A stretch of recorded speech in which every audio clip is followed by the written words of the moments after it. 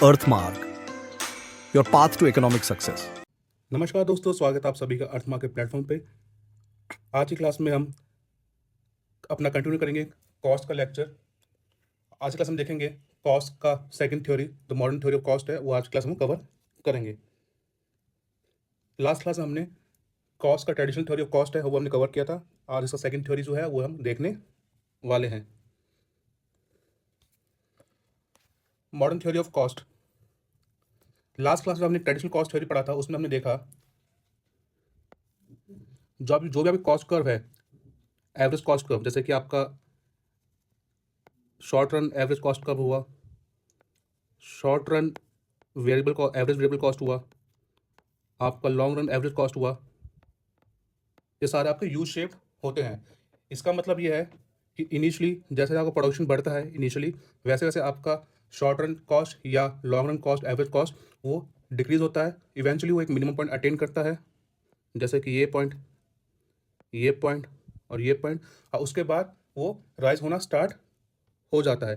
तो traditional cost theory कहता है कि आपका फर्म के पास जो कॉस्ट कर्व आ रहा है वो सिर्फ एक सिंगल आउटपुट लेवल पे वो मिनिमम अटेन करेगा, उसके बाद वो राइज करना स्टार्ट कर देगा। बेसिकली अगर इस पॉइंट पर आपका मिनिमम कॉस्ट आ रहा है, मिनिमम एवरेज कॉस्ट आ रहा है लॉन्ग रन केस में, तो इससे हल्का सा आउटपुट बढ़ा तो आपका short run cost, long run average cost आपका बढ़ना स्टार्ट हो जाएगा। वही दूसरी तरफ मॉडर्न जो थ्योरी है कॉस्ट की, वो उसके विपरीत बिल्कुल कहती है। उसका कहना यह है मॉडर्न थ्योरी कॉस्ट का कि जब भी फर्म अपना cost minimum average cost minimum करता है शॉर्ट रन में या लॉन्ग रन के केस में, तो वो एक पर्टिकुलर पॉइंट पे कॉस्ट मिनिमम नहीं रहता, वो एक वाइड रेंज ऑफ आउटपुट में मिनिमम रहता है। लेट्स से कि फर्म ने इस पॉइंट पे मिनिमम अटेंड किया और उसके बाद सडनली वो राइज नहीं होगा, वो एक वाइड रेंज ऑफ आउटपुट तक वो कॉस्ट मिनिमम रहेगा, उसके बाद वो बढ़ना शुरू करेगा। So modern theory of cost कह रहा है कि शॉर्ट रन एवरेज कॉस्ट या लॉन्ग रन एवरेज कॉस्ट जो है वो किसी एक पर्टिकुलर पॉइंट पे मिनिमम नहीं होगा, एक वाइड रेंज ऑफ आउटपुट के रेंज में वो स्प्रेड आउट रहेगा। सो एज पर traditional cost theory, cost rises quickly after certain level of output. एक सर्टेन लेवल आउटपुट पे जब कॉस्ट मिनिमम होता है उसके बाद वो राइज होना शुरू हो जाता है। जबकि मॉडर्न थ्योरी कहता है कि फर्म अपने कॉस्ट को लो रख सकती है across a wide range of output, किसी एक पर्टिकुलर पॉइंट ऑफ आउटपुट पे नहीं, एक रेंज ऑफ आउटपुट पे वो अपने कॉस्ट को वो लो रख सकती है। इसका मतलब ये है कि फर्म अपना प्रोडक्शन बढ़ा सकती है, अकॉर्डिंग टू मॉडर्न थ्योरी, कि फर्म अपना प्रोडक्शन बढ़ा सकती है without immediately facing high cost, बिना कॉस्ट में बढ़ोतरी किए हुए। अब मॉडर्न थ्योरी जो है वो ऐसा क्यों कह रही है, वो क्यों कह रही है कि जब कॉस्ट आपका लो होगा वो वाइड रेंज ऑफ आउटपुट पे स्प्रेड आउट होगा, मतलब कि एक लंबे आउटपुट रेंज में वो आपका कॉस्ट लो देखने को मिलेगा। जबकि ट्रेडिशनल थ्योरी बोलती है कि आपका कॉस्ट जो है वो एक पर्टिकुलर पॉइंट पे लो होगा, उसके मिनिमम होगा, उसके बाद वो राइज करना स्टार्ट हो जाएगा। तो इसके पीछे कारण दिया है मॉडर्न थ्योरी ने। पहला है रिजर्व कैपेसिटी। पहला है आपका रिजर्व कैपेसिटी। इसका मतलब है कि फर्म जब भी अपना प्लांट साइज डिजाइन करती है, यहाँ पे प्लांट्स का मतलब हो गया प्रोडक्शन कैपेसिटी, जो हमने लास्ट क्लास में पढ़ा था। प्लांट साइज का मतलब production capacity based on the amount of fixed factors of production. तो जब भी फर्म अपना प्लांट साइज डिजाइन करती है तो वो कुछ एक्स्ट्रा कैपेसिटी वो लेके चलती है एडवांस में, जो फर्म को अलाउ करता है कि प्रोडक्शन इंक्रीज करे without raising cost immediately, making output more flexible. तो मॉडर्न थ्योरी का कहना है कि जब भी फर्म आज के समय में लेटर मॉडर्न टाइम पीरियड में जब भी फर्म अपना प्लांट साइड डिजाइन करती है तो वो एक रिजर्व कैपेसिटी को ध्यान रख के चलती है, और जो उसको मदद करता है कि वो प्रोडक्शन बढ़ा सके बिना किसी कॉस्ट में इंक्रीज के, और जिससे उसको आउटपुट में फ्लेक्सिबिलिटी भी देखने को मिलती है। इसका कहना यह है कि फर्म के पास प्लांट साइड है, इसका रिजर्व कैपेसिटी है, तो अगर फर्म एक लेवल आउटपुट प्रोड्यूस कर रही है एक्स, जिसपे उसका कॉस्ट लो आ रहा है, कम आ रहा है, कॉस्ट लो है इसका, तो उसका रिजर्व कैपेसिटी एडवांस में है फर्म के पास प्लांट साइज में, कि वो इसी सेम कॉस्ट लेवल पे वो अपना आउटपुट बढ़ा सकती है सर्टेन लेवल तक, लेट्स से x2 तक। तो उसके बाद उसका कॉस्ट बढ़ना शुरू करेगा। तो बेसिकली एक सिंगल पॉइंट पे आपका कॉस्ट लो नहीं होगा, अकॉर्डिंग टू मॉडर्न थ्योरी एक रेंज ऑफ आउटपुट पे उसका कॉस्ट जो है वो लो होगा। और वो किस कारण से होता है? रिजर्व कैपेसिटी कारण। रिजर्व कैपेसिटी फर्म को अलाउ करती है कि वो अपना प्रोडक्शन बढ़ा सके बिना इंक्रीजिंग कॉस्ट ऑफ प्रोडक्शन। इससे आपको प्रोडक्शन फ्लेक्सिबिलिटी देखने को मिलता है। प्रोडक्शन में फ्लेक्सिबिलिटी यहाँ पे देखने को मिलती है। मॉडर्न फर्म्स होती है वन फिक्स और not fix to one optimal output. इसका मतलब ये है, ऑप्टिमल आउटपुट का मतलब हो गया वो आउटपुट लेवल जिस पे आपका एवरेज कॉस्ट मिनिमम आ रहा है, ठीक है।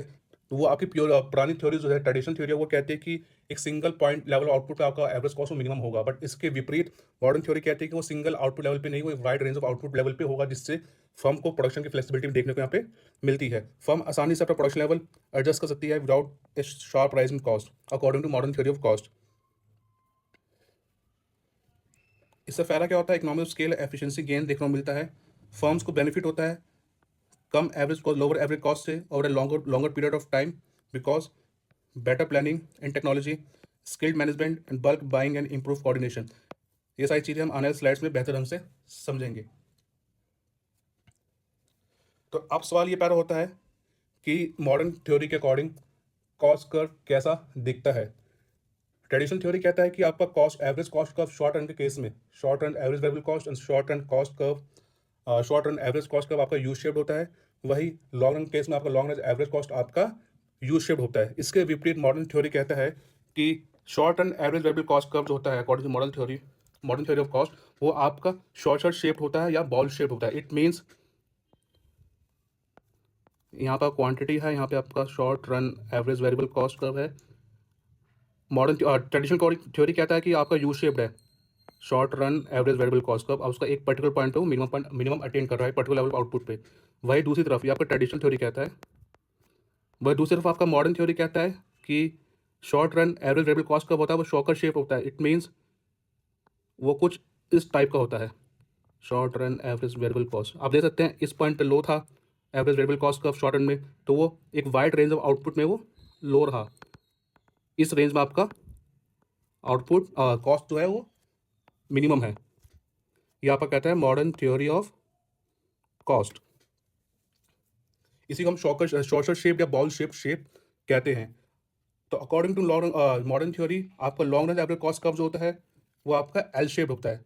ट्रेडिशनल थ्योरी में क्या होता है, आपका एल कर्व जो होता है वो आपका यू शेप होता है, कुछ इस तरह का। एल वो एक पॉइंट पे उसका मिनिमम होता है एक आउटपुट लेवल पे। वही आपका मॉडर्न थ्योरी कहता है आपका कि long run average cost curve होता है वो एल शेप्ड होता है, कुछ इस तरह। एल शेप क्या इंडिकेट कर रहा है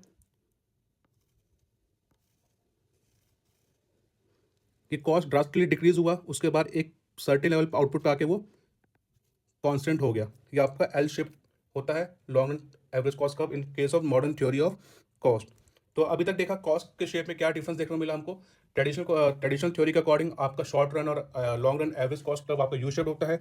वही मॉडर्न थ्योरी के अकॉर्डिंग आपका short run average variable cost curve आपका बॉल शेप्ड या शॉर्टर शेप्ड होता है। और वही आपका long run average cost curve according modern theory वो आपका एल शेप या इनवर्स जे शेप्ड होता है। दो में डिफरेंस देख लेते हैं। ट्रेडिशनल थ्योरी के अकॉर्डिंग कॉस्ट कर्व आपका यू शेप होते हैं। मॉडर्न थ्योरी के अकॉर्डिंग आपका शॉर्टर शेप होता है या एल शेप होता है। शॉर्टर शेप आपका होता है शॉर्टर एवरेज वेरिएबल कॉस्ट का, और एल शेप आपका होता है long run average cost curve. Traditional theory कहता है कि only one optimal output point मिलता है। इट मीन्स सिर्फ एक सिंगल लेवल आउटपुट पर आपका मिनिमम कॉस्ट देखने को मिलता है, मिनिमम एवरेज कॉस्ट देखने को मिलता है। वही दूसरे मॉडर्न थ्योरी कहता है कि एक रेंज ऑफ आउटपुट पे, एक आउटपुट की रेंज होती है जिसके बीच में आपका कॉस्ट मिनिमम देखने को मिलता है। ट्रेडिशनल कॉस्ट थ्योरी कहती है कि कॉस्ट आपका बढ़ना शुरू कर देता है after attaining minimum output level, minimum cost level.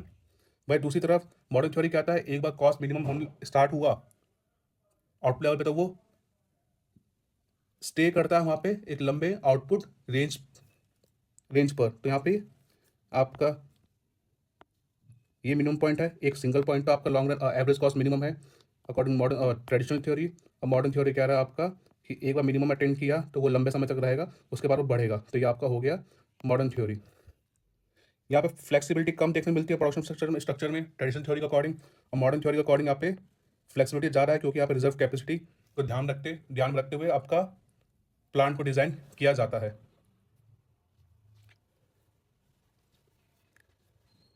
अब हम देखते हैं डिटेल में short run average variable cost curve और marginal cost curve according to modern theory of cost. According to modern theory of cost, short run average variable cost and short run marginal cost curve का shape होता है shorter shape होता है या ball shape होता है। Shorter shape का मतलब क्या हुआ, कुछ ये इसको शॉर्टर शेप या बॉल शेप भी बोलते हैं। आपका ये यू शेप नहीं होता है, शॉर्टर शेप होता है या बॉल शेप होता है आपका short run average variable cost curve and short run marginal cost curve. दस ग्राफ पे ध्यान दीजिएगा, ये कर्व आपका जिसमें मैं लाइन ड्रॉ कर रहा हूँ, ये कर्व आपका short run average variable cost curve है। ये आपका शॉर्टर शेप्ड है और इसको हम बॉल शेप भी बोलते हैं। यहाँ पे देख सकते हैं एक्स एक्सिस पर आपका आउटपुट क्वांटिटी है, वाई एक्सिस पर आपका कॉस्ट है। जैसे जैसे आपका आउटपुट बढ़ रहा है, आपका short run average variable cost आपका डिक्रीज हो रहा है, गिर रहा है। आपका आउटपुट बढ़ा या आपका गिर रहा है। इसका कारण क्या है, इसे क्यों हो रहा है? जैसे आपको पता है शॉर्ट रन केस के अंदर कुछ फैक्टर ऑफ प्रोडक्शन आपके फिक्स होते हैं, कुछ फैक्टर ऑफ प्रोडक्शन आपके वेरिएबल होते हैं। तो शॉर्ट रन केस के अंदर जो भी प्रोडक्शन में चेंजेस आएंगे वो चेंजेस आएंगे through change in variable factor of production. तो शॉर्ट रन केस के अंदर इनिशियली जो फिक्स रिसोर्सेज होते हैं जैसे कि कैपिटल, उसका एफिशिएंटली यूज़ किया जाता है। इस वजह से आपका एवरेज कॉस्ट आपको गिरता हुआ दिखता है।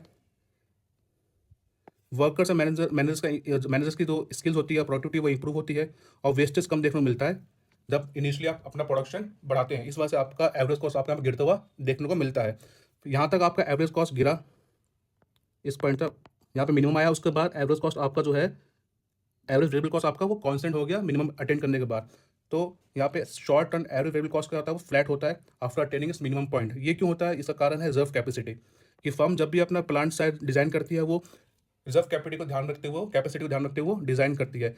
वो फर्म को अलाउ करता है कि वो अपना आउटपुट वो इंक्रीज कर सके विदाउट एनी एक्स्ट्रा कॉस्ट। तो इस पॉइंट पे मिनिमम आ गया, फर्म के पास रिजर्व कैपेसिटी है प्लांट साइज प्लांट के अंदर, तो वो फर्दर प्रोडक्शन बढ़ा सकती है विदाउट इंक्रीजिंग कॉस्ट। इस वजह से आपका कॉस्ट जो है, एवरेज वेरिएबल कॉस्ट वो कांस्टेंट रहता है ओवर रेंज ऑफ आउटपुट। जैसा कि आप देख सकते हैं यहाँ से लेके यहाँ तक आपका एवरेज वेरिएबल कॉस्ट जो है वो कांस्टेंट है, मिनिमम है। और ये किस वजह से ये है, इसका कारण इसका है रिजर्व कैपेसिटी। जब रिजर्व कैपेसिटी का असर खत्म हो जाता है, उसके बाद आपका अगर फर्दर प्रोडक्शन करेंगे आप, उसके बाद आपको एवरेज वेरिएबल कॉस्ट आपको बढ़ते हुआ देखने को मिलेगा। तो वही है आफ्टर पॉइंट, जब आपका रिजर्व कैपेसिटी का असर खत्म हो गया, उसके बाद एवरेज वेरिएबल कॉस्ट आपका बढ़ना शुरू करता है। जिसका कारण है कि वर्कर्स आपके टायर्ड हो जाते हैं, मशीन ब्रेक डाउन होती है, high cost due to over use of resources. ये बात ध्यान रखिएगा, शॉर्ट रन केस में आपका फिक्स रिसोर्सेज है, कुछ रिसोर्सेज फिक्स्ड है, कुछ रिसोर्सेज आपके वेरिएबल है। तो फिक्स रिसोर्सेज का आप यूटिलाइजेशन एक सर्टेन पॉइंट ऑफ टाइम तक कर सकते हैं। अगर आपके पास एक फैक्ट्री है शॉर्ट रन केस में, तो एक फैक्ट्री का जो कैपेसिटी है वर्कर्स को झेलने की, वो सीमित है, वो लिमिट है उसकी। उसका अगर बाद भी आप वर्कर्स उस पर फैक्ट्री पे यूज़ करते रहेंगे प्रोडक्शन के लिए, प्रोडक्शन होगा बट उसका एफिशिएंसी कम हो जाएगा वर्कर्स का, क्योंकि आपका फिक्स कैपिटल आपका फिक्स है, फैक्ट्री आपकी फिक्स है। तो आप एक वर्कर ज़्यादा बढ़ाने से आपको प्रोडक्शन बढ़ने को मिलेगा, देखने को मिलेगा, बट उस केस में आपका जो पर यूनिट कॉस्ट है वो ज़्यादा देखने को मिलेगा। इस वजह से आपका एक सर्टेन पॉइंट ऑफ टाइम के बाद आपका short and average variable cost आपको बढ़ता हुआ देखने को मिलता है, क्योंकि आपका कुछ फैक्टर आप यहाँ पे फिक्स्ड है। ये था आपका short and average variable cost curve का एक्सप्लेनेशन। नेक्स्ट आपका है relation of marginal cost with short run average variable cost under the theory of modern theory of cost. जब आपका short run average variable cost आपका decrease हो रहा है होता है, उस समय आपका मार्जिनल कॉस्ट जो है, जो आपका ब्लू लाइन कर्व यहाँ पे, वो उसके नीचे होती है। वही जब short and average variable cost curve आपका फ्लैट हो जाता है, फ्लैट पोर्शन में, उस समय मार्जिनल कॉस्ट कर्व जो है वो short and average variable cost curve के कोइंसाइड करती है। वही जब short and average variable cost आपका बढ़ रहा होता है, तब आपका एमसी उसके ऊपर चला जाता है। ये सेम रिलेशनशिप आपने देखा था ट्रेडिशनल कॉस्ट थ्योरी के केस में भी, कि आपका short and average variable cost curve है, ये आपका मार्जिनल कॉस्ट कर्व है। जब आपका short and average variable cost गिर रहा है, उस समय आपका एमसी जो है उसके नीचे है, फिर एमसी उसके मिनिमम पॉइंट को टच कट करता है, उसके बाद short run average variable cost curve आपका बढ़ना शुरू करता है।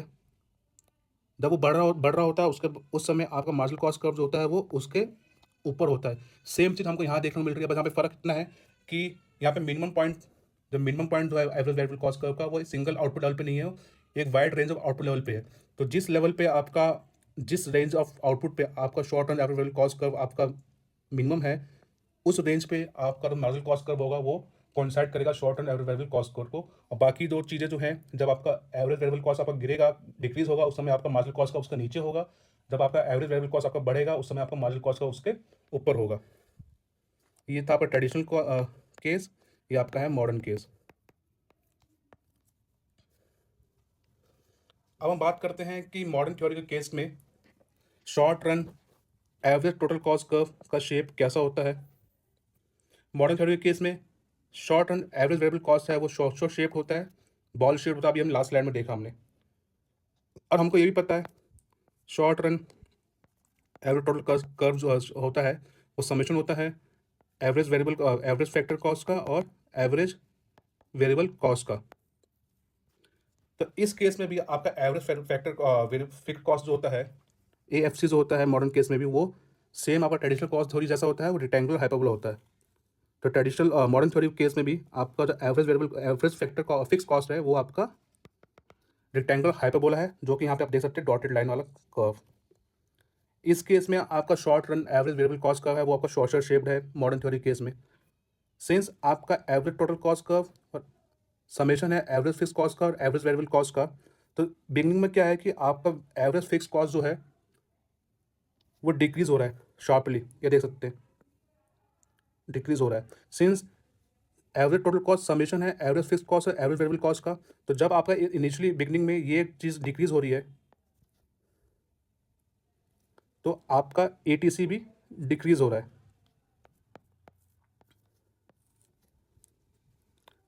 और ये आपको कब तक देखने को मिल रहा है डिक्रीज, जब तक short run average variable cost curve ने अपना रिजर्व कैपेसिटी का फुल यूटिलाइजेशन नहीं कर लिया। फिर से ध्यान समझिएगा, short run average total cost का summation of average fix cost और average variable cost. Initially average fix cost गिर रहा है, एवरेज वेरिएबल कॉस्ट भी गिर रहा है, दोनों गिर रहे हैं, तो मतलब आपका एवरेज टोटल कॉस्ट भी गिरेगा। तो इस पॉइंट तक आप देख सकते हैं शार्प डिक्लाइन आया एवरेज टोटल कॉस्ट कर्व के अंदर। फिर इस पॉइंट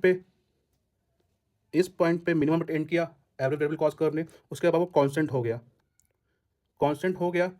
तो इस पॉइंट के बाद जो गिरने की रफ्तार है वो कम होगी, क्योंकि इस पॉइंट के बाद, पॉइंट ए के बाद, आफ्टर पॉइंट ए सिर्फ आपका एवरेज फिक्स कॉस्ट गिर रहा है, या आपका कांस्टेंट है।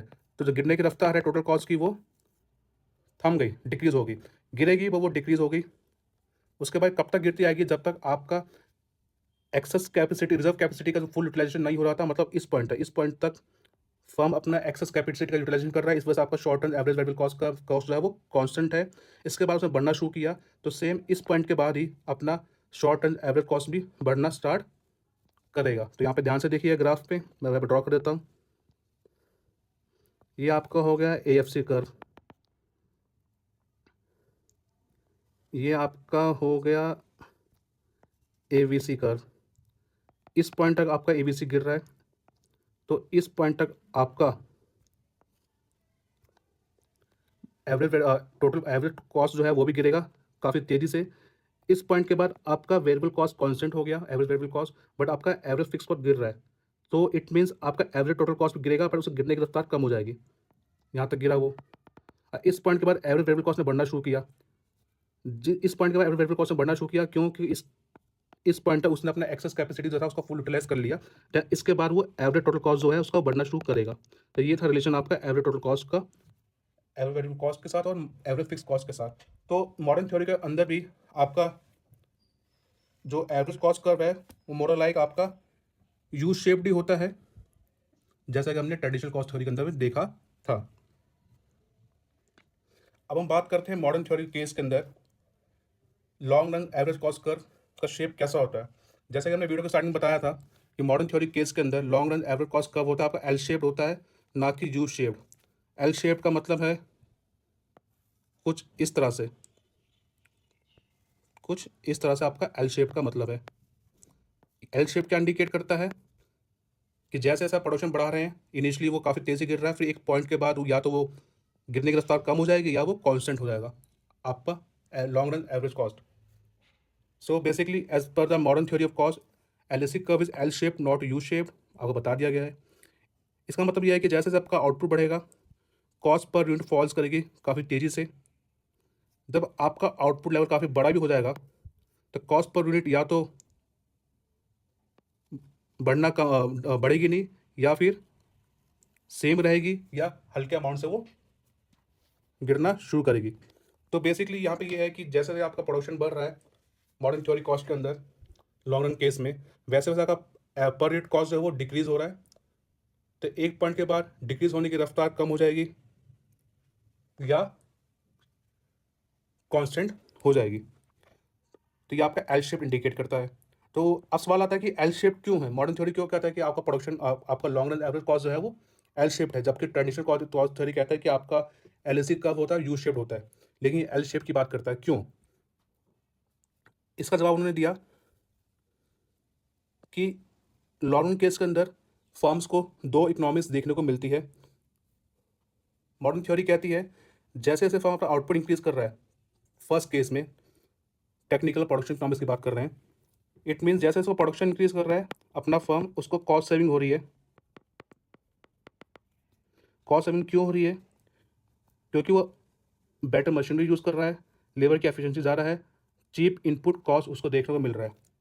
तो बेसिकली मॉडर्न थ्योरी कह रहा है कि एल शेप इस वजह से है, LAC कर्व आपका एल शेप इस वजह से है। क्यों? कि जैसे उसका आउटपुट बढ़ेगा वैसे वैसे उसका कॉस्ट जो है, कॉस्ट सेविंग उसको बेनिफिट्स मिलते रहेंगे फर्म को, उसके कारण यहाँ पे दे दिए गए ये जो बेनिफिट्स मिल रहे हैं फर्म को, वो अलाउ करेगी फर्म को कि वो अपना कॉस्ट मिनिमम कॉस्ट अपना कम करते रहे after certain level of production के बाद भी। एक दूसरा आपका कारण है मैनेजरियल इकोनॉमिक्स। ट्रेडिशनल थ्योरी कहते हैं कि आपका LAC का आपका यू शेप्ड होता है, इट मीन इस पॉइंट पर मिनिमम अटेंड किया उसके बाद उसने बढ़ना शुरू कर दिया। इसके बढ़ने का कारण है dis economics of scale, it means management की प्रॉब्लम देखने को मिलती है, जो बात करता है आपका ट्रेडिशनल कॉस्ट थ्योरी। वही दूसरी तरफ आपका मॉडर्न थ्योरी कहता है कि आज के समय में मॉडर्न टाइम में बेहतर मैनेजमेंट की टेक्निक्स आ गई है जो फर्म को हेल्प करती है लार्जर प्रोडक्शन को एफिशिएंटली हैंडल करने में। तो मॉडर्न थ्योरी कहता है कि मैनेजमेंट की प्रॉब्लम देखने को नहीं मिलती अगर आप बड़े स्केल पे प्रोडक्शन कर रहे हैं फर्म में, तो वहाँ पे मैनेजमेंट की प्रॉब्लम देखने को नहीं मिलती, क्योंकि आज के मॉडर्न टाइम में मॉडर्न मैनेजमेंट टेक्निक्स आपकी डेवलप हो गई है जो लार्ज स्केल प्रोडक्शन को भी एफिशिएंटली हैंडल करने में लार्ज स्केल प्रोडक्शन लेवल को एफिशिएंटली हैंडल करने में वो सक्षम है। वही दूसरी तरफ ट्रेडिशनल कॉस्ट थ्योरी कहती थी कि एक पॉइंट के बाद आपका एवरेज कॉस्ट बढ़ रहा है लॉन्ग रन में, क्योंकि लार्ज स्केल प्रोडक्शन के टाइम में आपको मैनेजमेंट प्रॉब्लम देखने को मिलती थी, जिसको नकारा आपकी मॉडर्न थ्योरी ने। इस वजह से यहाँ पे आपको एवरेज कॉस्ट लॉन्ग के केस में बढ़ती हुई दिखती नहीं है, वो एल शेप रहती है, डिक्रीज होगी, उसके बाद आइदर वो कांस्टेंट हो जाएगी या वो स्लाइटली डिक्रीज होती रहेगी, वो बढ़ेगी नहीं। तो ये आपको मॉडर्न कॉस्ट थ्योरी कहती है। अभी तक हमने देखा मॉडर्न कॉस्ट थ्योरी और ट्रेडिशनल कॉस्ट थ्योरी के बीच डिफरेंस, उसके कॉस्ट कर्व्स के शेप्स पे डिफरेंस, और डिफरेंस क्यों पैदा हुए, उसका रीजनिंग क्या थी, उसका एक्सप्लेनेशन क्या थी मॉडर्न थ्योरी और मॉडर्न थ्योरिस्ट ने, वो हमने देखा। अब हम आगे बढ़ते हैं। अब हम बात करते हैं economics and dis economics of scale. इसकी हमने बहुत चर्चा की अपने कॉस्ट के लेक्चर में, प्रोडक्शन के लेक्चर में। इसको हम थोड़ा डिटेल में समझने की कोशिश करते हैं कि इकोनॉमिक्स ऑफ स्केल का मतलब क्या है। इकोनॉमिक्स ऑफ स्केल का मतलब है वो कॉस्ट एडवांटेजेस जो फर्म एक्सपीरियंस कर रही है जब वो अपने प्रोडक्शन को बढ़ाती है। तो जब अपने प्रोडक्शन को बढ़ाती है फर्म, उससे जो कॉस्ट का एडवांटेज मिल रहा है फर्म को, उसको हम बोलते हैं इकोनॉमिक्स ऑफ स्केल। अब उसको कॉस्ट एडवांटेज कैसे मिल रहा है, किस रूप में मिल रहा है जब उसको प्रोडक्शन बढ़ा रही है, उसके बाद हम थोड़े आने वाले समय में करेंगे। लेकिन इकोनॉमिक्स ऑफ स्केल का मतलब ये हुआ कि कॉस्ट एडवांटेज जो फर्म एक्सपीरियंस कर रही है जब अपना प्रोडक्शन वो बढ़ाती है। जब कंपनी ज़्यादा प्रोड्यूस करती है उसका average cost per unit decrease होता है, एवरेज कॉस्ट आपका जो है डिक्रीज हो रहा है due to efficient resource use, bulk purchasing and technological advancement. ये आपके कारण है जिस वजह से आपका कॉस्ट एडवांटेज फर्म को एक्सपीरियंस करने को मिलता है जब वो प्रोडक्शन बढ़ाती है। पहला कारण है कि एफिशिएंट यूज ऑफ रिसोर्सेज को बेहतर तरीके से इस्तेमाल करना, बल्क परचेजिंग, भारी मात्रा में बल्क में आप रॉ मटेरियल इनपुट्स परचेस कर ले जिस पर आपको डिस्काउंट मिलता है, उससे आपका कॉस्ट पर यूनिट आप कम देखने को मिलता है। टेक्नोलॉजिकल एडवांसमेंट, टेक्नोलॉजी में आपका एडवांसमेंट होगा तो एफिशिएंसी लेवल बढ़ेगी, प्रोडक्टिविटी बढ़ेगी और आपका पर यूनिट कॉस्ट यहाँ पे कम देखने को मिलेगा। तो ये आपका कारण है जिसकी वजह से आपका कॉस्ट पर यूनिट कम देखने को मिलता है, या कॉस्ट एडवांटेज फर्म एक्सपीरियंस करती है जब वो लार्ज स्केल ऑफ प्रोडक्शन करती है। तो इकोनॉमिक्स ऑफ स्केल आपके दो टाइप के होते हैं, पहला इंटरनल इकोनॉमिक्स ऑफ स्केल, दूसरा आपका external economics of scale. Internal economics of scale मतलब वो कॉस्ट सेविंग जो एक पर्टिकुलर फर्म या फर्म के अंदर एक्सपीरियंस किया जा रहा है due to better management, specialisation and efficient production techniques. For example यहाँ पे एक फर्म ए है, फर्म ए के अंदर मैनेजमेंट पहले से बेहतर हो गई है, प्रोडक्शन टेक्निक जो है वो एफिशिएंट हो गई है, या कोई ऐसी प्रोडक्शन टेक्निक आ गई जिससे प्रोडक्शन लेबर की एफिशिएंसी या प्रोडक्टिविटी बढ़ गई है। तो इन सब कारणों से फर्म का कॉस्ट पर यूनिट है वो कम होगा। अब ये जो कॉस्ट पर यूनिट जो एडवांटेज मिल रहा है वो उसी फर्म को मिल रहा है जो फर्म एक्सपीरियंस कर रही है सारी चीज़ें, जैसे बेटर मैनेजमेंट। सिर्फ फर्म ए अगर बेटर मैनेजमेंट एक्सपीरियंस कर रही है तो फर्म बेटर मैनेजमेंट का फायदा आपको फर्म ए को ही होगा। एक नई प्रोडक्शन टेक्निक आ गई फर्म ए में तो उसका फायदा फर्म ए को ही होगा।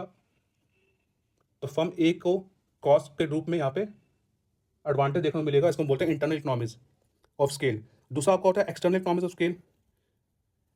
ये तब अराइज होता है जब कॉस्ट की सेविंग देखने को मिलती है due to industry wide improvement. Industry में कुछ ऐसी एक्टिविटी हुई, ऐसी कोई इंप्रूवमेंट हुई जिसका फायदा उस इंडस्ट्री के सारे फर्म्स को मिल रहा है, तो उसको हम बोलेंगे external economics of scale. Internal economics of scale का मतलब हुआ जब फायदा उसी फर्म को मिले जो फर्म एक्सपीरियंस कर रही है बेटर मैनेजमेंट या एफिशिएंट टेक्नोलॉजी या स्पेशलाइजेशन जैसी चीज़ें, वो उसका फायदा सिर्फ उसी फर्म को मिलेगा, उसको बोलते हैं internal economics of scale firm के अंदर। एक्सटर्नल इकोनॉमिक्स ऑफ स्केल का मतलब हुआ वो कॉस्ट सेविंग या वो कॉस्ट एडवांटेज जो इंडस्ट्री लेवल पे आ रही है। तो ऐसी कुछ एक्टिविटी हुई, ऐसा कुछ बदलाव देखने को मिला जिससे पूरी इंडस्ट्री को है, इंडस्ट्री को मतलब इंडस्ट्री के अंदर काफ़ी फर्म्स आती है तो पूरी इंडस्ट्री को फायदा देखने को मिला। तो उस इंडस्ट्री के अंदर जितने फर्म्स आएगी सब फर्म्स को उसका फायदा देखने को मिलेगा, उसको हम बोलते हैं एक्सटर्नल इकोनॉमिक्स ऑफ स्केल। इसके एग्जाम्पल क्या हो सकते हैं एक्सटर्नल इकोनॉमिक्स ऑफ स्केल के? बेटर इंफ्रास्ट्रक्चर बेटर हो गया, रोड्स बन गई, सड़क बन गई, उससे क्या हुआ फायदा सभी फर्म्स को होगा जो फर्म्स उस इंडस्ट्री के अंदर काम कर रही है। सप्लायर एफिशिएंसी, गवर्नमेंट ऐसी पॉलिसी लेके आ गई उस इंडस्ट्री के लिए, तो वो पॉलिसी जो गवर्नमेंट लेके आई है जिससे अगर इंडस्ट्री को फायदा हो रहा है तो फायदा वो सभी फर्म्स को पहुंचेगा जो फर्म उस इंडस्ट्री के अंदर काम कर रही है। तो बेसिकली यहाँ पर टाइप्स ऑफ इकोनॉमिक स्केल में दो टाइप के होते हैं, इंटरनल इंटरनल मतलब विद इन दी फर्म, जो उसी फर्म को फायदा मिलेगा जो फर्म एक्सपीरियंस कर रही है ऐसी चेंजेस जिसके कारण उसको कॉस्ट एडवांटेज या कॉस्ट सेविंग हो देखने को मिल रहा है। एक्सटर्नल इकोनॉमिक्स ऑफ स्केल के अंदर वो सारा कॉस्ट सेविंग देखने को मिलता है at the level of industry level, ऐसे कोई बदलाव देखने को मिला इंडस्ट्री लेवल पे जिसका फायदा उस इंडस्ट्री के अंदर जितने भी फर्म है सबको हुआ कॉस्ट के रूप में। ये आपका होता है external economics of scale. Economic scale के बाद आपका दूसरा टर्म है डिस इकोनॉमिक्स ऑफ स्केल। ये इकोनॉमिक स्केल का बिल्कुल उल्टा है। ये कहता है डिस इकोनॉमिक स्केल का मतलब हुआ इंक्रीज इन एवरेज कॉस्ट जब आप प्रोडक्शन बढ़ाते हैं। डिस इकोनॉमिक्स ऑफ स्केल कहता है increase in average cost per unit as you keep increasing production level. जैसे अगर प्रोडक्शन बढ़ाते हैं उस वजह से आपका अगर एवरेज कॉस्ट पर यूनिट बढ़ रहा है उसको हम बोलते हैं डिस इकोनॉमिक्स ऑफ स्केल। ये कब देखने को मिलता है? जब आपका मैनेजमेंट इशू देखने को मिलता है फर्म के अंदर, और over crowding, resource shortage, labour cost बढ़ गया, ये सारे कारण हैं जिसकी वजह से आपका कॉस्ट पर यूनिट आपका बढ़ते हुए दिखता है जैसे जैसे प्रोडक्शन बढ़ा रहे हैं, इसको बोलते हैं dis economics of scale. Same like economics of scale, dis economics of scale आपके दो प्रकार के होते हैं, internal dis economics of scale और आपका external dis economics of scale. Internal dis economics of scale का मतलब है वो सारी बदलाव जो फर्म एक्सपीरियंस कर रही है जिसके वजह से उस फर्म को हायर कॉस्ट पर यूनिट देखने को मिल रहा है, वो सिर्फ उस फर्म तक सीमित रहेगा विद इन द फर्म। और external dis economics of scale वो सारे बदलाव, वो सारी चेंजेस जो इंडस्ट्री लेवल पे हो रही है जिसका असर उन इंडस्ट्री के अंदर आने वाले सभी फर्म से पड़ रहा है। तो इंडस्ट्री वाइड प्रॉब्लम्स होती है वो आपका external dis economics of scale के अंदर आती है। तो ये था आपका concept economics and dis economics of scale का। इस अब इकोनॉमिक्स ऑफ स्केल को हमने दो पार्ट से बांटा, real economics and pecuniary economics of scale. Economics of scale क्या आता है? The cost advantage firm experiences due to higher production level. जैसे प्रोडक्शन बढ़ रहा है आपका वैसे वैसे आपका फर्म कॉस्ट एडवांटेज और कॉस्ट सेविंग एक्सपीरियंस कर रही है। वो आपको दो तरीके से आप देखने को मिलता है। पहला तरीका ये है पेक्यूनियरी इकोनॉमिक्स। ये कहता है कि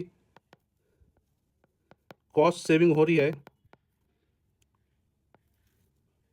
प्रोडक्शन बढ़ाने से फर्म को वो हो सकती है इन कारणों से: bulk buying, low interest rate, reduce wages. It means monetary terms में जो आपका फायदा देखने को मिल रहा है, डायरेक्ट मॉनेटरी टर्म्स में आपको कम कॉस्ट बियर करना पड़ रहा है ड्यू टू बल्क बाइंग। मतलब कि आपने रॉ मटेरियल आपने बल्क में परचेस कर लिया, इसका आपके लिए आपको डिस्काउंट में दे दिया गया आपको रॉ मटेरियल, उस वजह से आपका कॉस्ट सेविंग हो गया। इंटरेस्ट रेट आपका कम मिला लोन पे, उससे आपका कॉस्ट सेविंग हो गया। वेज कम है तो उस वजह से आपका कॉस्ट सेविंग हो गया। फर्म डिस्काउंट पर उठा रही है रॉ मटेरियल। तो ये सारे कारण हैं जिससे आपको कॉस्ट सेविंग देखने को मिलता है, जिसको हम पेक्यूनियरी इकोनॉमिक्स बोलते हैं। अगला आपका रियल इकोनॉमिक्स है। ये आपकी बात करता है कि कॉस्ट सेविंग हो रही है due to reduction in the actual quantity of input use in the production. Production के अंदर जो एक्चुअल क्वांटिटी आप यूज़ कर रहे हैं, अगर उसमें कमी आ जाए उस वजह से आपको कॉस्ट सेविंग देखने को मिले, तो उसको हम बोलते हैं रियल इकोनॉमिक्स। लेट्स से पहले फर्म एक क्यू बार क्वांटिटी प्रोड्यूस करने के लिए 10 लेबर यूज़ करती थी। अब वही सेम क्वांटिटी यूज़ करने के लिए उसको पहले से कम मान लो 6 लेबर चाहिए।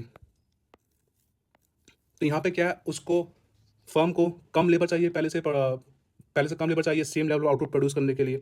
ये कब पॉसिबल है? जब आपका टेक्नोलॉजी का एडवांसमेंट देखने को मिले इकोनॉमी के अंदर और फर्म के अंदर। फर्म ने ऐसी टेक्नोलॉजी अडॉप्ट कर ली जिससे उसको कम लेबर की ज़रूरत है पहले के मुकाबले। तो इस केस में आप फर्म कॉस्ट सेविंग एक्सपीरियंस करेगा, जिसको हम बोलेंगे रियल इकोनॉमिक्स। ये बेसिकली 4 टाइप की होती है। पहले प्रोडक्शन इकोनॉमिक्स, ये कहता है efficient use of labour, machine and materials. अब लेबर का, मशीन का, मटेरियल्स का एफिशिएंट यूज़ कर रहे हैं, बेहतर इस्तेमाल कर रहे हैं प्रोडक्शन के अंदर, इस वजह से आपको कम इनपुट चाहिए प्रोडक्शन में, जिससे आपको कॉस्ट सेविंग देखने को मिलेगी। दूसरा है marketing economics, cost saving from large scale advertising and distribution. तीसरा आपका manager economics, better organisation specialisation experiences. Transport storage economics, cost saving logistic and warehousing. तो ये सारे टर्म्स आपके सारे टाइप्स आपके रियल इकोनॉमिक्स के अंदर आते हैं। तो बेसिकली दोनों में बेसिक डिफरेंस ये है कि पेक्यूनियरी इकोनॉमिक्स बोलता है कॉस्ट सेविंग हो रहा है due to bulk buying, low interest rate, discount, इन वजह से आपको कॉस्ट सेविंग हो रहा है, वो आपका आ गया पेक्यूनियरी इकोनॉमिक्स के अंदर। पर दूसरा रियल इकोनॉमिक्स के अंदर वो सारी एक्टिविटी है, वो सारी बदलाव आ गए जिसके कारण आपका जो एक्चुअल क्वांटिटी यूज़ हो रहा है आउट इनपुट का, प्रोडक्शन का, वो कम हो, जिस वजह से आपका कॉस्ट सेविंग हो, वो आपका रियल इकोनॉमिक्स के अंदर आ जाता है।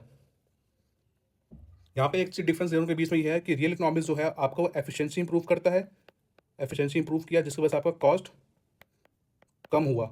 वही पेक्यूनियरी इकोनॉमिक्स आपका कॉस्ट कम करता है थ्रू फाइनेंशियल एडवांटेजेस। आपके फाइनेंशियल एडवांटेजेस ही है, फाइनेंशियल एडवांटेज के थ्रू आपका कॉस्ट कम पड़ता है, वो आपका पेक्यूनियरी इकोनॉमिक्स में अंदर आता है।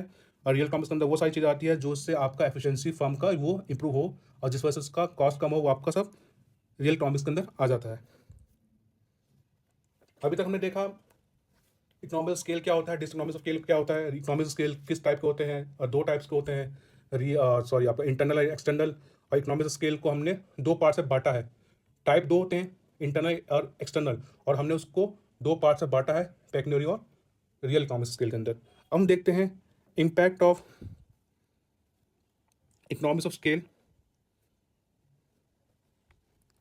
On LAC। इकोनॉमिक स्केल क्या बोलता है? एवरेज कॉस्ट आपका कम हो रहा है जैसे जैसे प्रोडक्शन बढ़ा रहे हैं। ये आपका 2 टाइप का होता है, इंटरनल और external. Internal economics of scale आपका विद इन फर्म होता है, मतलब वही फर्म कॉस्ट एडवांटेज एक्सपीरियंस करती है जिस फर्म में बदलाव देखने को मिलते हैं। एक्सटर्नल इकोनॉमिक्स आपका इंडस्ट्री लेवल पे देखने को मिलता है, वो सारे बदलाव जो इंडस्ट्री लेवल पे आपको कॉस्ट एडवांटेज देती है, वो आपका एक्सटर्नल इकोनॉमिक्स ऑफ स्केल के अंदर आ जाता है। तो इंटरनल इकोनॉमिक्स ऑफ स्केल के केस में जो फर्म भी एक्सपीरियंस कर रही है, जिस फर्म में बदलाव आ रहे हैं, वही फर्म आपका एक्सपीरियंस कर रही है कॉस्ट सेविंग, तो उस केस में LAC कर्व जो होगा फर्म का, वो फॉल करेगा due to internal economics of scale. अभी तक हमने देखा कि LAC कर्व आपका मॉडर्न थ्योरी में आपका एल शेप्ड होता है, कुछ ऐसा गिर रहा होता है। जो ये जो फ्लो है, यहाँ पे कॉस्ट है, यहाँ पे आउटपुट है, जैसे आपका आउटपुट बढ़ रहा है वैसे वैसे आपका कॉस्ट गिर रहा है। ये किस वजह से हो रहा है आपका? वो इंटरनल इकोनॉमिक्स ऑफ स्केल की वजह से हो रहा है। वही एक्सटर्नल इकोनॉमिक्स ऑफ स्केल जो इंडस्ट्री लेवल पे होता है, वो कॉस्ट कर्व को आपका डाउनवर्ड शिफ्ट कर देता है। तो यहाँ पे दोनों का डिफरेंस ये है, एलएसी कर्व का लॉन्ग एवरेज कॉस्ट कर्व का जो डाउनवर्ड स्लोपिंग नेचर है मॉडर्न थ्योरी के अंदर, वो एक्सप्लेन हो रहा है आपका इंटरनल इकोनॉमिक्स ऑफ स्केल के द्वारा। और वही अगर एक्सटर्नल इकोनॉमिक्स ऑफ स्केल है तो उस केस में आपका जो फर्म का जो long run average cost curve है वो डाउनवर्ड शिफ्ट हो जाएगा। तो यहाँ पे हमें क्या देखने मिला, इंटरनल इकोनॉमिक्स ऑफ स्केल के केस में आपका एलएसी कर्व डाउनवर्ड स्लोपिंग है from left to right, and external economics of scale के केस में जब इंडस्ट्री वाइड आपको इंप्रूवमेंट देखने को मिल रहा है तो उसका इम्पैक्ट सभी फॉर्म से पड़ रहा है, जिस वजह से आपका एलएसी कर्व जो है डाउनवर्ड शिफ्ट हो जाएगा। ये ग्राफ इंडिकेटेड है।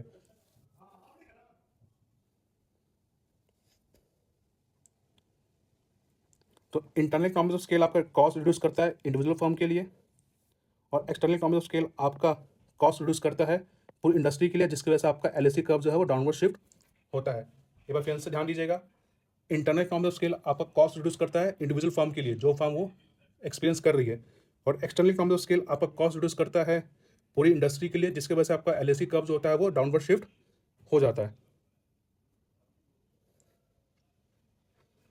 अब एक टॉपिक है cost output elasticity and economics of scale. Economics scale अभी तक हमने पढ़ा, वो बताता है decrease in AC as we keep increasing quantity, ये आपका इकोनॉमिक्स ऑफ स्केल बताता है। कॉस्ट आउटपुट इलास्टिसिटी का मतलब क्या है, ये मेजर करता है the change in total cost due to change in output. Cost output elasticity को हम ईसी से रिप्रेजेंट करते हैं, which measures the change in total cost due to change in output. ये आपका ईसी रिप्रेजेंट करता है। इसको मैं कुछ इस तरह लिख सकता हूँ, इसको मैं ऐसे लिख सकता हूँ, change in TC divide by change in Q क्या होता है, वो आपका एमसी होता है, और टीसी बाय क्यू आपका होता है एसी होता है। इट मीन्स आपका क्यू बाय टीसी क्या हो गया, 1 बाय एसी हो गया। तो यहाँ पे मैं लिख सकता हूँ MC by AC. So cost output elasticity का फॉर्मूला क्या हो गया, पहला फॉर्मूला ये, the change in total cost due to change in output, ये आपका फॉर्मूला है। इसको अगर पूरा सॉल्व करेंगे तो हमको एक फॉर्मूला मिलेगा, the E C equal to M C divide by A C. तो बेसिकली मार्जिनल कॉस्ट और ए सी कॉस्ट का जो रेशो है वो आपका बताता है कॉस्ट आउटपुट इलास्टिसिटी। अब इसको हम लिंक करेंगे इकोनॉमिक्स ऑफ स्केल से, जो यहाँ पे ध्यान दीजिएगा,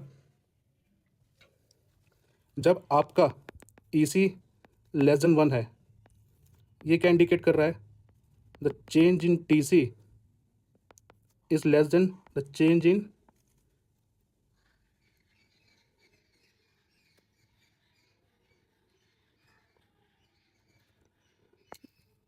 ये आपका इंडिकेट कर रहा है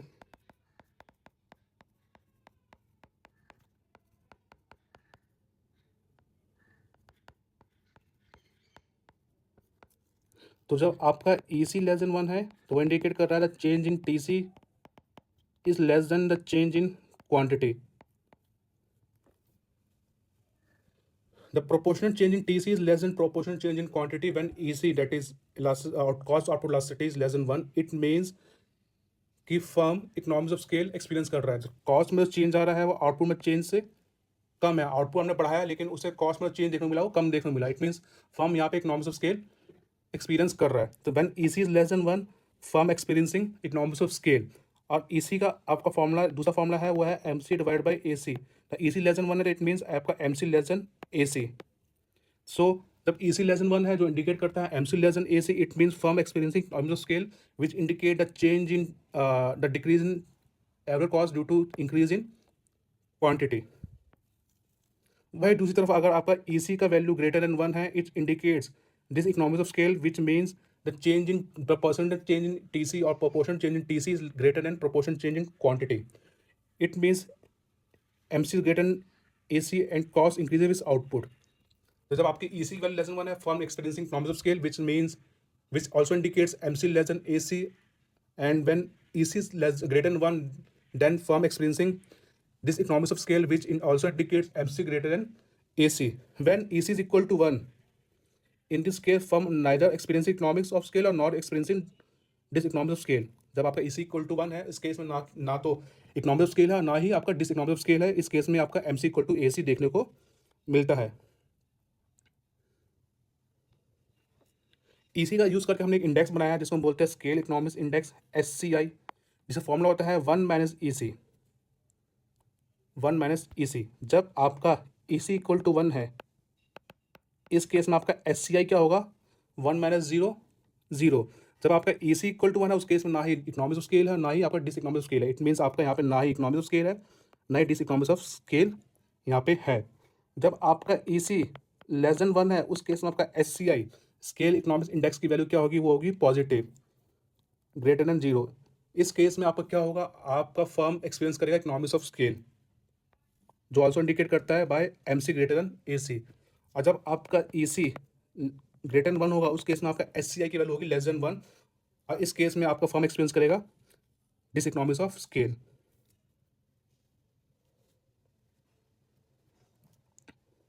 तो ये था आपका कॉन्सेप्ट कॉस्ट आउटपुट इलास्टिसिटी और इसका linkage with economics of scale. अब हम बात करते हैं लर्निंग कर्व। ये आपको कॉन्सेप्ट दिया था पिंडिक, डैनियल, रोबनफील्ड ने। Learning curve refers to, learning curve का मतलब हुआ improvement in productive efficiency of workers. Workers की या लेबर की प्रोडक्टिव एफिशिएंसी में इंप्रूवमेंट देखने को मिलती है due to repeated effort.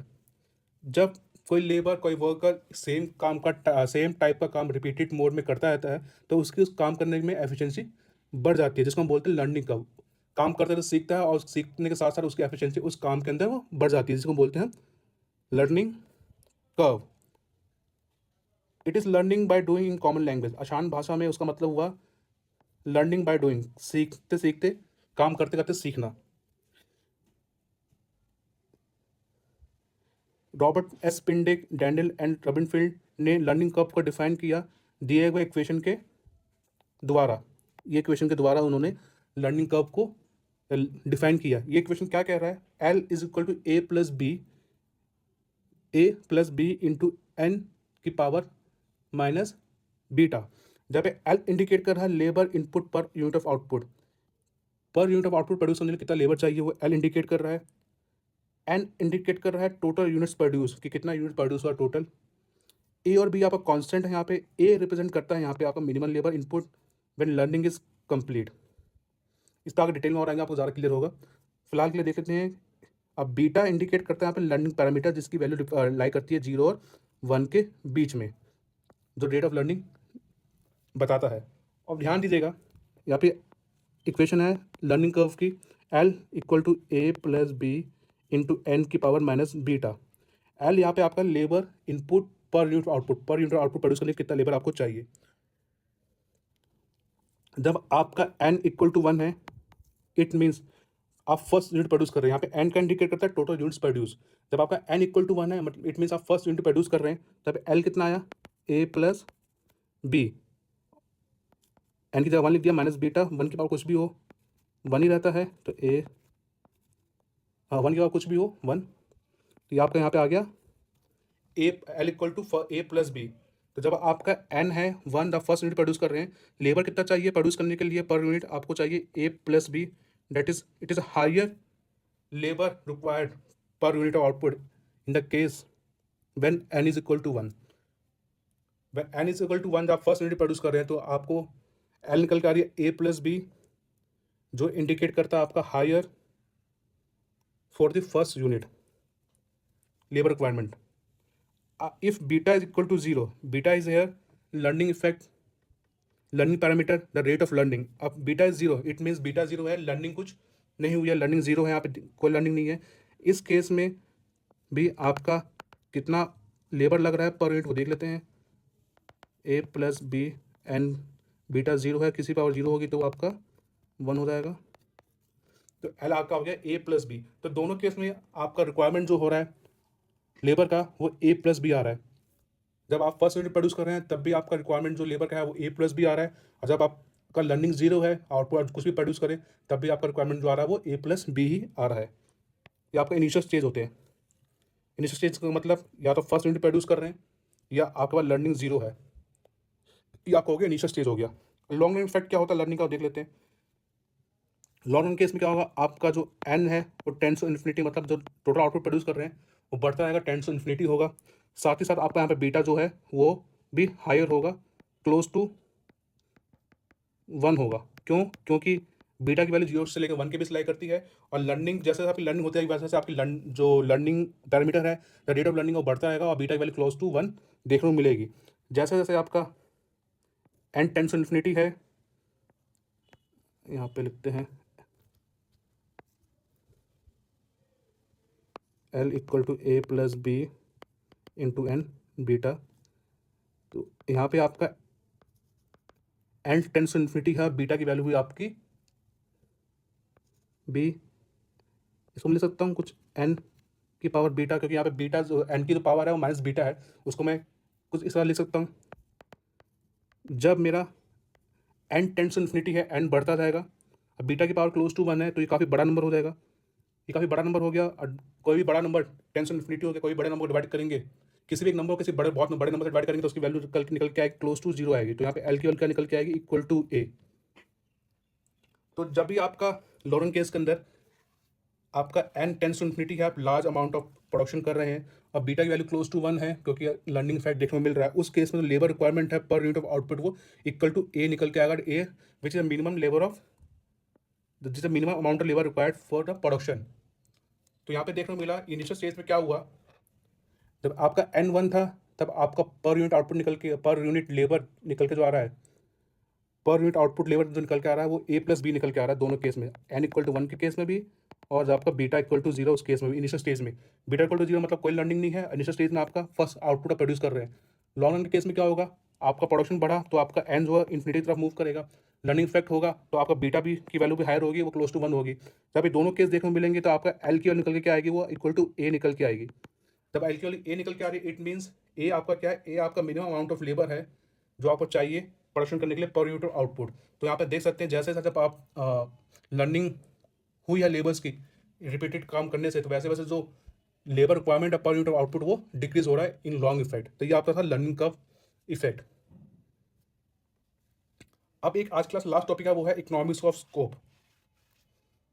Economics of scope, अभी तक हमने इकोनॉमिक्स ऑफ स्केल पढ़ा। इकोनॉमिक्स ऑफ स्केल कहता है the cost advantage experience by firm as it keep producing output. जैसे जैसे प्रोडक्शन फर्म बढ़ाते आते हैं वैसे वैसे उसको फर्म को कॉस्ट एडवांटेज एक्सपीरियंस करने मिलता है, जिस वजह से उसका एवरेज कॉस्ट जो है वो डिक्रीज होता है जैसे जैसे उसका आउटपुट बढ़ता रहता है। अब एक कॉन्सेप्ट है इकोनॉमिक स्कोप। काफ़ी सारे बच्चे होते हैं कंफ्यूज होते हैं इकोनॉमिक स्केल और इकोनॉमिक स्कोप के अंदर, वो दोनों डिफरेंट चीज़ें हैं। इकोनॉमिक स्कोप क्या कहता है, जब फर्म कोई फर्म रिलेटेड गुड्स प्रोड्यूस करती है एक साथ जिससे उसका कॉस्ट कम पड़ता है, उसको बोलते हैं इकोनॉमिक्स ऑफ स्कोप। एग्जाम्पल तौर पे एक फर्म है जो कार प्रोड्यूस कर रही है और पिकअप वैन प्रोड्यूस कर रही है, ये दोनों रिलेटेड गुड्स है। इस केस में क्या हो सकता है कि जो रिसोर्सेज है वो दोनों गुड्स के प्रोडक्शन में शेयर किए जा सकते हैं, ठीक है। तो सपोज करो अगर कार का प्रोडक्शन अलग किया जाए और उसका कॉस्ट आ रहा है CQ1, और वैन का प्रोडक्शन भी अलग से किया जाए तो उसका कॉस्ट आ रहा है CQ2। अगर दोनों प्रोडक्शन साथ किया जाए तो उसका कॉस्ट आएगा ये। तो इकोनॉमिक्स ऑफ स्कोप का मतलब क्या हुआ, जब दो या दो से ज़्यादा रिलेटेड गुड्स का प्रोडक्शन साथ करने से फर्म को कॉस्ट एडवांटेज देखने को मिले, उसको बोलते हैं economics of scope. Economics of scale कहता है फर्म को कॉस्ट एडवांटेज देखने को मिल रहा है due to large scale of production. वही दूसरी तरफ इकोनॉमिक्स ऑफ स्कोप कह रहा है फर्म को कॉस्ट एडवांटेज देखने को मिल रहा है जब वो रिलेटेड गुड्स का प्रोडक्शन एक साथ करे। एग्जाम्पल ये आपको क्लियर हुआ इकोनॉमिक स्केल इकोनॉमिक स्कोप के बीच में। एग्जाम्पल तौर पे हमने दो गुड्स लिए, कार और वैन। कार को हमने रिप्रेजेंट किया Q1 से, हमने वैन को रिप्रेजेंट किया Q2 से। अगर कार का प्रोडक्शन अलग से किया जाए तो उसका कॉस्ट आएगा CQ1। अगर कार का वैन का प्रोडक्शन अलग से किया जाए तो उसका कॉस्ट आएगा CQ2। अगर दोनों प्रोडक्शन साथ किया जाए तो उसका कॉस्ट आएगा CQ1 Q2। अब हमको पता करना है कि यहाँ पे इकोनॉमिक स्कोप है कि नहीं है, मतलब दोनों के प्रोडक्शन साथ करने से क्या फर्म का कॉस्ट कम हो रहा है कि नहीं हो रहा, हमको यहाँ पता करना है। सो फॉर्मूला क्या होता है, ये इकोनॉमिक स्कोप में प्रिंट करते हैं SC से। इसका फॉर्मूला होता है जो प्रोडक्शन अलग अलग किया जा रहा है पहले उसका कॉस्ट रख लिया जाए, जोड़ लिया जाए, अगर दोनों का प्रोडक्शन अलग अलग किया गया उसका कॉस्ट ये आ गया। अगर दोनों प्रोडक्शन एक साथ किया जाए तो उसका कॉस्ट आ गया ये। अगर इन दोनों का डिफरेंस ग्रेटर देन जीरो है या पॉजिटिव है, इट मीन्स फर्म को कॉस्ट में एडवांटेज हो रहा है जब वो एक साथ प्रोड्यूस कर रही है।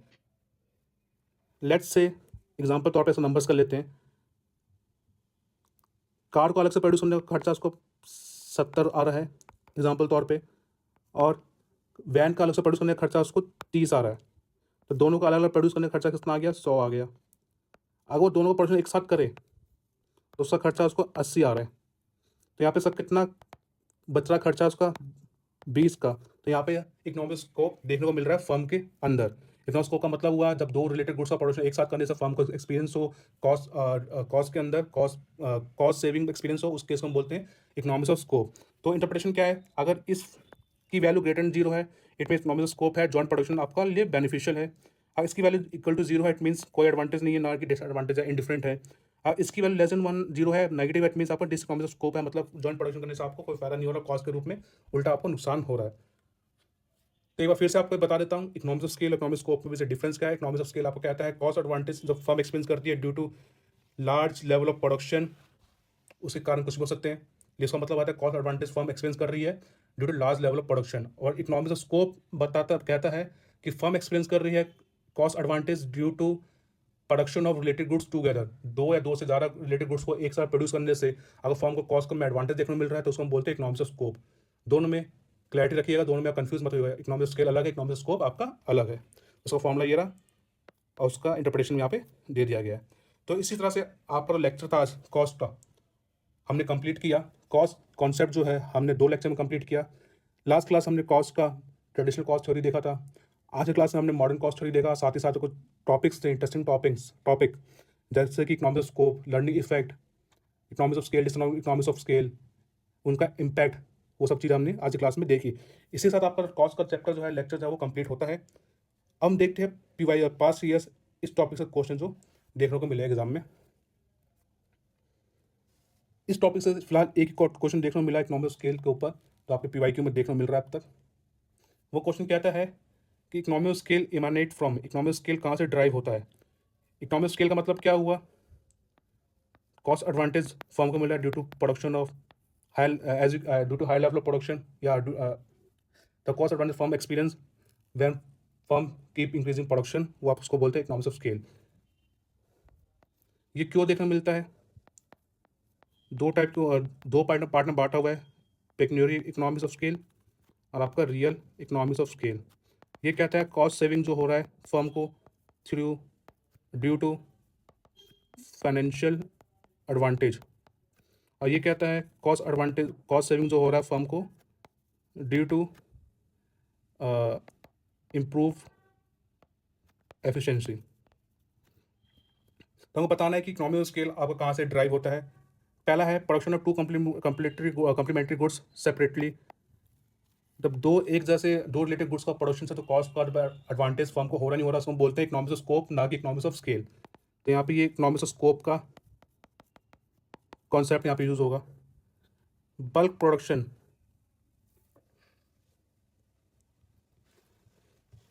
बल्क प्रोडक्शन मतलब आप लार्ज अमाउंट पे प्रोडक्शन कर रहे हैं।